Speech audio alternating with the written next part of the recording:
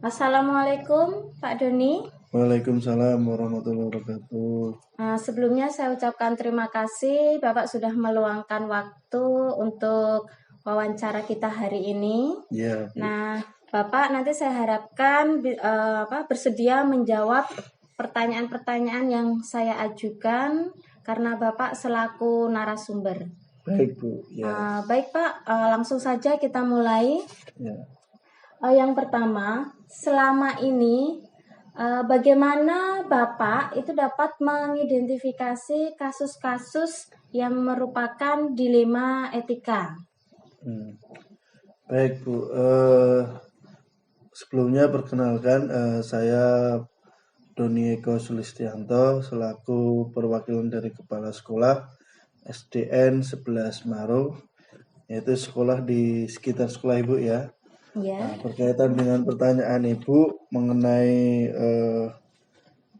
dilema etika, saya melihat bahwa dari sudut pandang saya, yang pertama itu adalah sudut pandang moral dan hukum. Apabila kasus dilema etika itu atau kasus tersebut melanggar hukum, maka sudah tentu benar melawan salah, atau bisa dikatakan sebagai rujukan moral. Namun jika masih ditemukan atau bersifat benar melawan benar, maka saya mengidentifikasinya sebagai dilema etika, Bu, seperti itu. Nah, berikutnya Pak, selama ini bagaimana Bapak menjalankan pengambilan keputusan di sekolah Bapak, terutama untuk kasus-kasus di mana ada dua kepentingan yang sama-sama benar atau sama-sama mengandung nilai kebajikan? Iya. Jadi kalau saya menemukan di tempat tugas kami yang mengandung nilai sama-sama benar, jadi benar melawan benar ya, Bu. Ya. Itu dilema etika.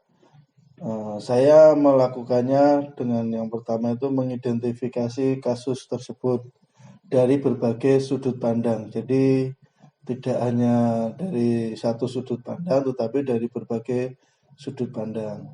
Kemudian saya menimbang secara matang mana yang paling benar, dan keputusan tersebut bersifat menguntungkan banyak orang atau tidak ada yang dirugikan. Singkat ceritanya seperti itu. Jadi harus berasas keadilan semua, tidak ada yang dirugikan atas keputusan tersebut. Seperti itu, Bu. Baik Pak, kemudian untuk selanjutnya, langkah-langkah seperti apa yang biasa Bapak lakukan selama ini? Ya, biasanya langkah-langkah yang saya lakukan dengan kepala sekolah tentunya, itu yang pertama saya menentukan penyebab permasalahannya terlebih dahulu. Setelah itu menentukan siapa saja yang terlibat dalam masalah tersebut. Kemudian juga menanyakan kepada orang-orang yang terdekatnya, maksudnya mencari informasi berupa fakta dengan orang-orang terdekat, berdiskusi dengan warga sekolah maupun orang-orang yang terlibat. Setelah itu mencoba membuat beberapa solusi keputusan. Jadi ada opsi A, opsi B, opsi C atas permasalahan tersebut. Dan menimbang lagi dari berbagai sudut pandang sebelum memutuskan atau mengambil solusi. Biasanya saya seperti itu, Bu. Kemudian Bapak tadi menyebutkan pengambilan keputusan begitu Pak ya? Iya. Nah, hal-hal apa saja yang selama ini Bapak anggap efektif dalam mengambil keputusan tersebut? Yang saya anggap efektif yaitu dengan saya belajar atau paling tepat itu adalah menentukan penyebab permasalahannya terlebih dahulu. Jadi saya harus memastikan permasalahan itu sebabnya apa yang menjadi sumber permasalahannya dulu. Jadi biar tidak apa intinya itu melebar atau lebih spesifik atas permasalahan yang mau kita pecahkan, Bu. Seperti itu. Nah, kemudian tentang apa namanya hal-hal yang selama ini merupakan tantangan. Apakah ada tantangan Bapak selama ini bisa dijelaskan Pak dalam pengambilan keputusan tadi? Baik, Bu. Pastinya tantangan itu ada, Bu, dalam setiap pengambilan keputusan. Contohnya tantangan dalam mengambil keputusan yaitu seperti mencari keputusan yang terbaik karena keduanya merupakan masalah yang sama-sama benar. Nah, ya ini yang menjadi masalah sama-sama benar ini kan menjadi kita selaku pengambil keputusan itu kan jadi dilema memilih mana yang mau kita putuskan. Dan biasanya tantangannya itu kita bagaimana bisa bersifat menguntungkan dari kedua belah pihak dan tidak merugikan salah satunya, itu yang menjadi tantangan. Jadi semaksimal mungkin keputusan itu dapat diterima oleh semua pihak. Itu yang menjadi tantangan kami. Baik Pak, berikutnya dalam penyelesaian kasus dilema ini, apakah Bapak menjadwalkan atau membuat jadwal khusus? Kalau saya tuh terbiasa biasanya itu seketika itu dengan kepala sekolah dengan tim yang lain tidak terjadwal. Tetapi ada kalanya jika memang situasi dan kondisinya itu tidak memungkinkan hari itu untuk diselesaikan, biasanya kami jadwalkan juga. Jadi jawaban saya ya kadang pernah secara apa insidental itu di hari itu, kadang juga kita karena ada permasalahan yang cukup pelik harus kita jadwalkan, kadang sampai berulang-ulang kita membahasnya, Bu. Seperti itu, Bu. Baik Pak, untuk selanjutnya ya Pak ya, adakah seseorang atau faktor yang selama ini itu dapat mempermudah atau membantu Bapak dalam pengambilan keputusan pada kasus-kasus dilema etika tadi Pak?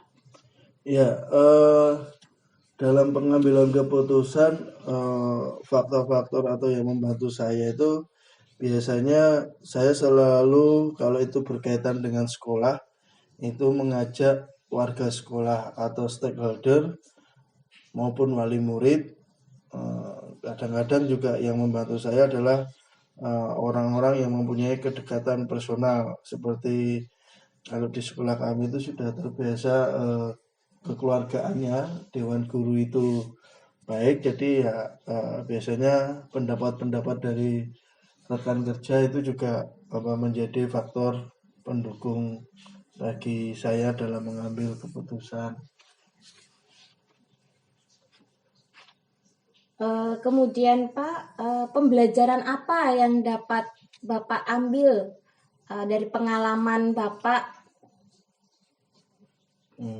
Pembelajaran yang saya ambil atau dapat saya ambil dalam pengambilan keputusan ini, saya belajar menjadi lebih bijaksana dalam menganalisis sebuah permasalahan untuk dijadikan pertimbangan menentukan solusi yang tepat dan terbaik. Nah, jadi menjadi agak lebih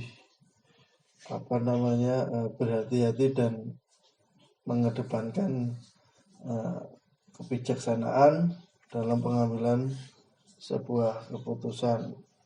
Seperti itu, Bu. Baik Pak, terima kasih sudah selesai wawancara kita. Sama-sama, Bu.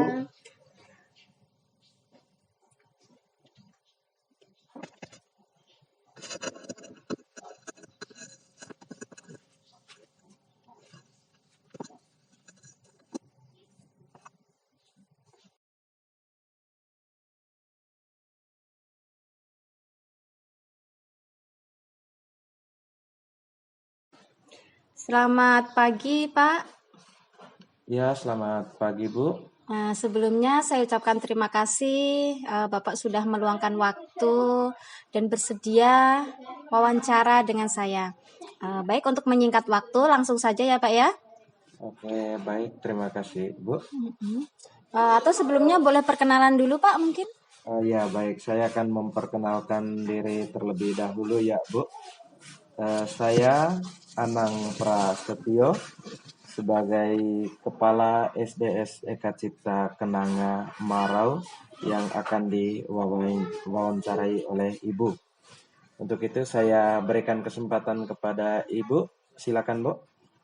Baik Pak, yang pertama, selama ini bagaimana Bapak dapat mengidentifikasi kasus-kasus yang merupakan dilema etika atau bujukan moral? Sebagai seorang pemimpin di sebuah instansi pendidikan, pasti akan beragam kasus yang akan dihadapi. Baik itu kasus yang keduanya benar, tetapi saling bertentangan yang dikenal sebagai dilema etika, ataupun kasus yang salah satunya benar dan yang lainnya salah. Kedua kasus tersebut harus dapat diidentifikasi dengan benar agar tidak ada kesalahan dalam pengambilan keputusan. Nah, cara saya untuk mengidentifikasi yang mana dari kedua kasus tersebut adalah dengan memahami masing-masing kasus. Tentu saja untuk memahami kasus-kasus tersebut, saya harus berkomunikasi dengan pihak-pihak yang terlibat. Setelah permasalahan sudah dipahami, maka saya perlu melakukan beberapa hal untuk bisa memetakan apakah kasus tersebut merupakan bujukan moral atau dilema etika. Untuk itu perlu dilakukan atau dibuatkan daftar pertanyaan identifikasi kasus. Nah, syarat sebuah kasus merupakan dilema etika jika kedua masalah yang berbenturan tersebut tidak melanggar hukum dan serta norma-norma yang berlaku atau menimbulkan ketidaknyamanan sosial. Maka, jika kasus yang identifikasi lolos dari syarat-syarat tersebut, maka dipastikan itu adalah kasus dilema etika. Dan sebaliknya, jika syarat-syarat di atas tidak dipenuhi, maka itu adalah kasus bujukan moral. Baik Pak, untuk pertanyaan selanjutnya, selama ini bagaimana Bapak itu menjalankan pengambilan keputusan, terutama untuk kasus-kasus di mana ada dua kepentingan yang sama-sama benar atau sama-sama mengandung nilai kebajikan? Untuk kasus dilema etika yang saya akan mempertimbangkan kedua hal yang sama-sama benar tersebut membenturkan faktor apa atau pihak mana. Apakah kepentingan perorangan atau banyak orang? Atau itu mengandung nilai-nilai kebenaran atau kesetiaan, rasa adil atau belas kasihan, ataukah berdampak untuk saat ini atau seterusnya. Itulah yang akan saya lakukan ketika menghadapi kedua kasus seperti itu. Berikutnya, langkah-langkahnya Pak, seperti apa? Baik Bu, yang pertama-tama itu kita harus memperhatikan suara hati dan juga nalar. Harus sejalan untuk memilih kebenaran yang paling kecil mudaratnya dan besar manfaatnya. Dengan mempertimbangkan kepentingan peserta didik, jika kasus itu berhubungan dengan peserta didik, maka berdasarkan pada prinsip berpikir berbasis hasil akhir, berpikir berbasis peraturan, dan berpikir berbasis rasa peduli, tahap berikutnya yang biasanya kita lakukan itu adalah investigasi dengan memeriksa kembali fakta-fakta dan kita dapat menemukan peluang, lalu kita membuat keputusan. Dan keputusan tersebut kita tinjau kembali sehingga keyakinan kebenaran itu ada dan insya Allah dalam bimbingan ilahi keputusan yang akan kita ambil itu adalah keputusan yang bertanggung jawab. Baik Pak, untuk berikutnya ya, hal-hal apa saja yang selama ini Bapak anggap efektif dalam pengambilan keputusan pada kasus-kasus dilema etika? Baik Bu, Untuk hal-hal yang saya anggap efektif dalam pengambilan keputusan pada kasus-kasus dilema etika selama ini, yaitu pengambilan keputusan dengan dilema etika. Hal efektif yang perlu kami lakukan adalah dengan menyederhanakan pokok permasalahan, yaitu dengan membangun kebijaksanaan antara masalah dan juga penyelesaian yang bersifat tidak merugikan pihak-pihak lain. Jadi seperti itu, Bu. Kemudian tantangan selama ini tantangan apa yang Bapak alami dalam menghadapi kasus-kasus dilema etika tadi, Pak? Baik, Bu. Tentu dalam sebuah pengambilan keputusan kita banyak mendapatkan tantangan. Tantangan yang sering kami hadapi adalah mungkin dalam pengambilan keputusan kami akan ada pihak yang tidak dapat menerima sepenuhnya. Karena itu, proses untuk dapat memahamkan sebagian orang untuk secara ikhlas menerima dan menjalankan keputusan menjadi sebuah tantangan. Karena itu, kita selalu siap untuk menerima apapun akibat atau apapun tantangan yang akan kita hadapi dengan cara sebisa mungkin melakukan sosialisasi kepada pihak-pihak tertentu agar keputusan yang kita ambil itu mendapatkan kesepakatan secara bersama. Kemudian, apakah Bapak memiliki jadwal tertentu dalam sebuah penyelesaian kasus dilema etika? Atau apakah Bapak langsung menyelesaikan di tempat? Kemudian, bentuk atau prosedur seperti apa yang Bapak jalankan? Nah, baik Bu, sejauh ini kita belum memiliki jadwal tertentu dalam menyelesaikan sebuah kasus. Namun, kita selalu memprioritaskan kasus mana yang perlu diselesaikan secepatnya, tergantung dari jenis kasus dan pentingnya kasus tersebut diselesaikan secepatnya. Hal ini kita lakukan agar kita dapat menciptakan lingkungan sekolah yang sehat, kondusif, dan juga bisa memberikan kenyamanan bagi semua warga sekolah. Adakah seseorang atau faktor-faktor yang selama ini dapat membantu Bapak dalam pengambilan keputusan dalam kasus-kasus dilema etika?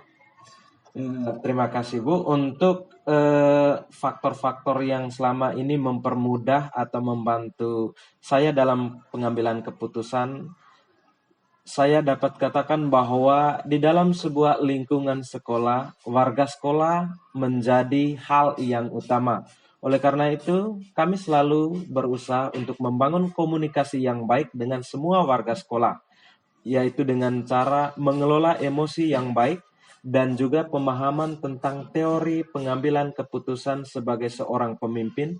Dan pengambilan teori keputusan ini menjadi faktor yang mempermudah dan membantu saya dalam pengambil keputusan, serta saya dapat membangun komunikasi yang baik dengan warga sekolah dan juga dengan lingkungan sekitar. Kemudian yang terakhir ya Pak ya, pembelajaran apa yang dapat Bapak petik dari pengalaman Bapak selama mengambil keputusan dilema etika tadi Pak?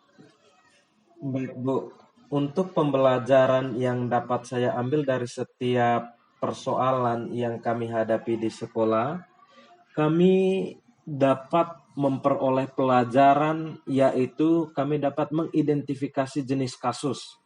Karena itu setiap kasus tentu memiliki problem serta tantangannya tersendiri. Maka hal yang kita lakukan yaitu dengan cara mengidentifikasi kasus tersebut harus bisa dilakukan lebih awal. Karena itu dengan melakukan pengujian-pengujian, lalu pengujian benar lawan benar untuk dapat menentukan paradigma apa yang akan kita pilih sehingga keputusan bisa diambil sesuai dengan prinsip-prinsip yang tidak merugikan siswa. Nah, hal yang dapat kita pelajari dari pengambilan keputusan ini adalah kita mampu membangun komunikasi yang baik dan juga mampu memecahkan setiap persoalan yang dihadapi di dalam lingkungan sekolah. Terima kasih. Baik, terima kasih Pak atas wawancara kita hari ini.